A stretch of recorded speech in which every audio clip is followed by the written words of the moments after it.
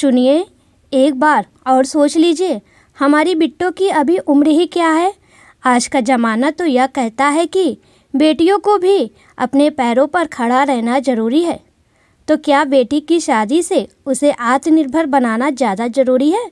मालती, इससे अच्छा रिश्ता हम कभी नहीं ढूंढ पाएंगे। आखिर हमारे पास देने को है ही क्या। और तुम तो जानती हो कि अगर अच्छा संपन्न घर और लड़का हम देखने निकले तो हमारा रोम रोम तक कर्जे में डूब जाएगा।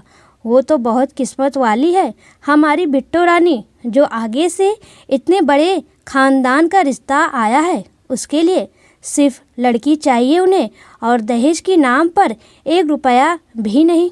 महेश जी किसी कीमत पर हाथ से करोड़पति परिवार का रिश्ता नहीं जाने देना चाहते थे। उन्हें तो अब हर बार अपनी खूबसूरत बेटी को देख उसकी किस्मत खुल जाने का गर्व होने लगा। उधर संगीता यानी बिट्टो ने अभी बीए ही तो किया था। वो और पढ़ लिख कर अपने पैरों पर खड़ी होना चाहती थी। उसने पापा को अभी शादी के लिए मना भी किया, पर महेश जी तो ठान चुके थे। इसलिए संगीता ने भी कोशिश छोड़ दी। जब उसे देखने मेहमान आए तब लड़का तो ना आया। कहा गया कि उनके यहाँ लड़का नहीं जाता, घर के बड़े ही सब कुछ तय करते हैं। अलबत्ता उसकी फ़ोटो ज़रूर दिखाई गई। किसी फिल्म अभिनेता से कम ना था। तो संगीता को भी लोकेंद्र पसंद आ गया। मालती ने कहा कि एक बार आप जाकर लड़का देख आइए। इसकी इंतला बलदेव जी को की गई। उनके बताए समय अनुसार महेश जी पहुंच गए लड़का देखने। लोकेंद्र बहुत ही सुंदर, लेकिन कद काठी, दुबली पतली। थोड़ी देर बाद उन्हें प्रणाम कर जरूरी काम से वो बाहर चला गया, और महेश जी भी घर वालों के द्वारा किए गए काफ़ी स्वागत सत्कार के बाद अपने घर चले आए।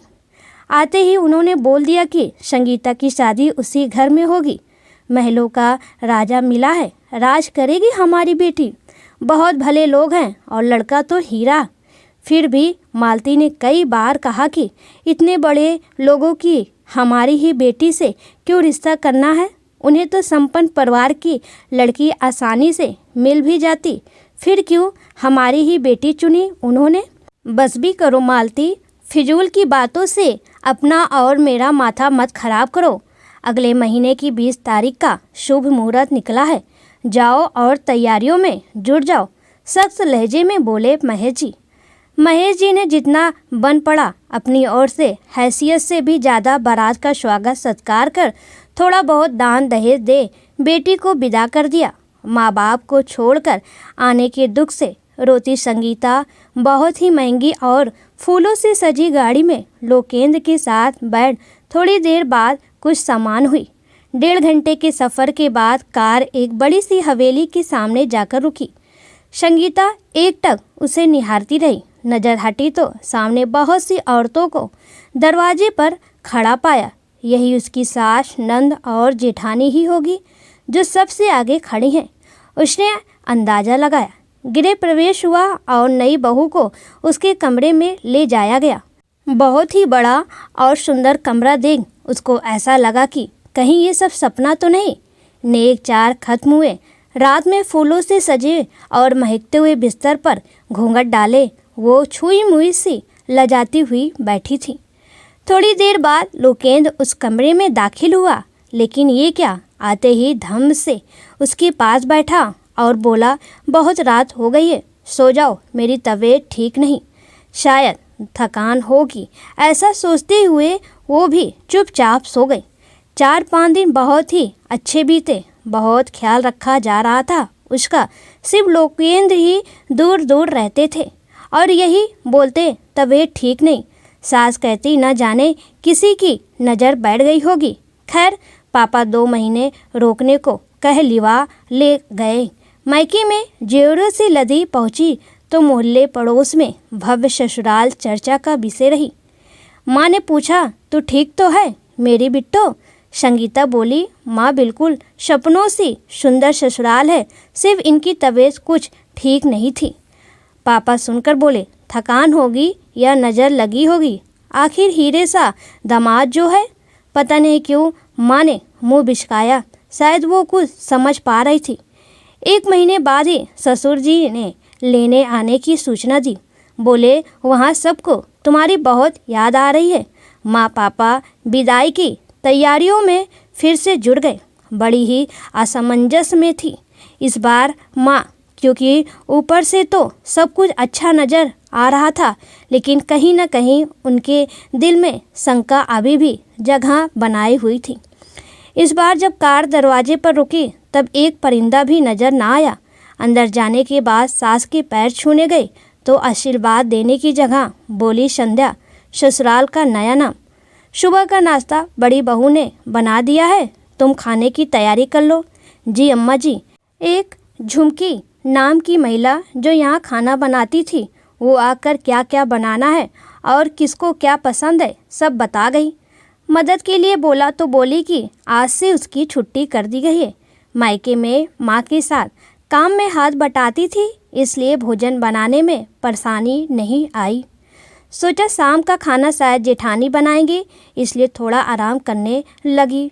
एक जोर की चिल्लाहट से झपकी टूटी। जेठानी चिल्ला रही थी, बहुत रईस खानदान से पधारी है महारानी, साथ में खजाना और नौकर चाकर भी साथ में लाई होंगी, जो चैन से आराम फरमाया जा रहा है। रात का खाना क्या आसमान से टपकेगा?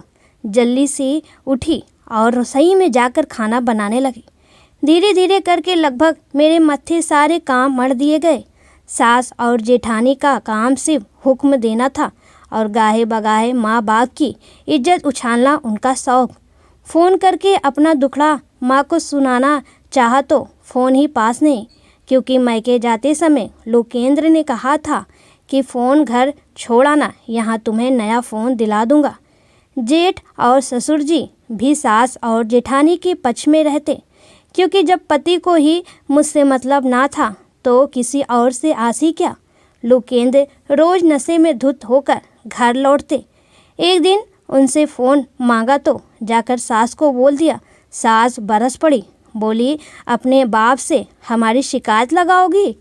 एक दिन सास को जेठानी से कहते सुना, सोचा था सुंदर बहू लाएंगे तो शायद लोकेंद्र का मन लग जाए और वो शराब और उस कलमुही से दूरी बना ले, इसलिए तो गरीब घर की बेटी लाए थे, ताकि कोई गड़बड़ हो भी तो बाप आवाज़ न उठा सके, और कुछ नहीं तो मुफ्त की नौकरानी तो मिल ही गई है। यह सब सुन मेरे पैरों तले ज़मीन खिसक गई। कमरे में तकिए पर मुंह दुका बहुत रोई। सोचती थी कि न जाने क्यों 1 महीने से मेरी सुध ना ली मायके से किसी ने। दोपहर थोड़ा आराम करने का सोचती तो हल्दी मिर्च इत्यादि मसाले कूटने पीसने सामने रख दिए जाते। सबके खा लेने के बाद आखिरी में खाना खाती। कभी सब्जी बचती या कभी जानबूझकर ख़त्म कर दी जाती। कोमल भरी देह मुरझा चुकी थी। सोचा कैसे भी करके पापा को अपनी बात बताऊं, पर बताकर भी क्या करती, वो करते भी क्या। शादी के बाद मुझे घर बैठाकर उन्हें सिवाय बोझ और तानों के अलावा कुछ नहीं मिलता। बस नरकीय जीवन को ही अब अंतिम सत्य मान चुकी थी। एक रोज़ पापा मिलने आए। मेरी सूखी काया और खुरदरे हाथों को देख सब कुछ समझ गए। रुधे गले से बोले, बलदेव जी तो हमेशा फ़ोन करने पर कहते थे कि तू बहुत सुखी है, और दामाद जी भी बोलते कि तुझे ही फुर्सत नहीं नौकरों से काम करवाने को लेकर। फिर मुझे गले लगा, बहुत रोए और मुझसे माफ़ी मांगने लगे। बोले सब कुछ छोड़ और मेरे साथ चल बेटी। तभी हम बाप बेटी का मिलाप देख सास ससुर जी और जेठानी बुरा भला बोलने लगे। इस भिखारी की बेटी को बहू बनाकर बहुत बड़ी गलती की हमने। ये लोग तो नौकर बनने लायक भी नहीं थे। हमारे घर हमारा बेटा इसके मनहूस कदम रखते ही बिगड़ गया, और भी बुरी सी बुरी बातें बोली गई मेरी माँ को लेकर भी। अब सब कुछ मेरी बर्दाश्त के बाहर था, क्योंकि अपने माँ बाप की ओर बेइज्जती सहन नहीं कर सकती थी, लेकिन उस वक्त प्रतिरोध भी नहीं कर सकती थी। डर था कि कहीं पापा के साथ और गलत ना हो जाए। मैंने चुपके से पापा को अपना फ़ोन मुझे दे जाने को कहा और उन्हें भरोसा दिलाया कि जल्द ही मैं आपके पास लौटूंगी। पापा वो शर्म, बेबसी और डर को समेटे धीमे कदमों से चले जा रहे थे। आज उनकी उस भूल पर मुझे गुस्सा नहीं आ रहा था, बल्कि मन में उनके अपमान का बदला लेने की आग भड़क चुकी थी। कुछ दिन तक पहले की तरह मैं सबके तानों और गालियों को सुनती रही, साथ ही ये सभी चुपचाप रिकॉर्ड करती रही। एक दिन जानबूझकर मैंने लोकेंद्र को उस्काया और जब लगा कि वो आपे से बाहर हो रहे हैं, उसी वक्त मैंने मौका तलाशते हुए महिला सुरक्षा हेल्पलाइन पर फ़ोन लगा दिया। मैं पहले ही उन्हें फ़ोन करके सब कुछ बता चुकी थी, क्योंकि मैं स्वयं सबूत के साथ ये लड़ाई लड़ना चाहती थी, ताकि इन लोगों की पहुंच चाहे जितनी ज़्यादा हो, इन्हें हरा सकूं। इसलिए वीडियो कैमरा चालू कर दिया। यहाँ मेरे लिए इसे छुपाना भी बेहद कठिन काम था, सबकी नज़रों से छिपाते हुए।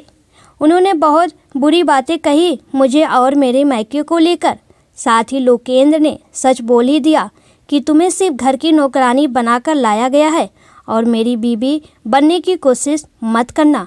मेरी पहली बीबी इसी कस्बे में रहती है, पर जात की होने से घर वाले उसे अपनाने से इनकार कर चुके थे।